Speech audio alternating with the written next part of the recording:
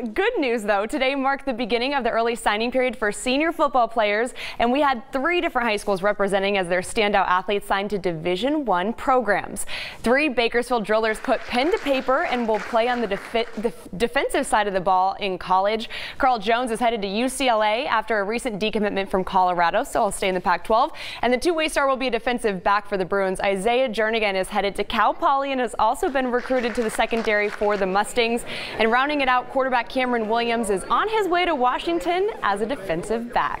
Because me coming from Golden Valley to Bakersfield High, it's just a totally different standpoint of football, but it's just a long nights and a lot of dedication put into this. Being a part of this legacy, just something amazing that I get to build on and start for the next people that come in line. Be able to represent for Bakersfield is crazy because not a lot of people come out of Bakersfield. 3 people from BHS are able to do that, and like I said, it's a blessing, man. And I can't wait to see Carl and Isaiah and to see what they do in the future, and it's crazy.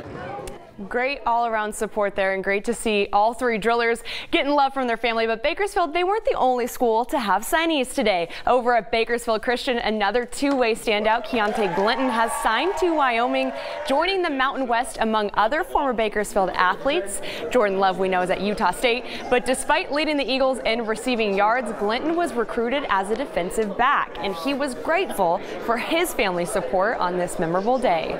I didn't want to say too much because I knew it would get emotional and I could go on and on about her, but I just had to let her know that I loved her, thank her for everything, because without her, some of this would not be possible.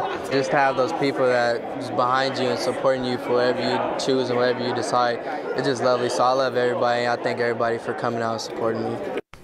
And at Liberty, lineman Ryan Aguilar has become one of the nation's top-rated long snappers, and he'll be taking those talents to West Point, where he'll be committing his next 10 years to the Army as he follows up college as a commissioned officer in the Army. So we just want to give you a look at those 5 guys and where they're going to be going. Here's a graphic for that. And we want to say congrats to all these athletes continuing their dreams into college. And as of today, this opened up the early signing period, but National Signing Day will take place next year on February 6th, so we're wishing all the athletes the best of luck in their decision.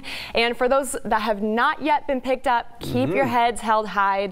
There's always going to be options out there, and if you don't get picked up, hey, just keep believing in yourself. Yeah, good to see.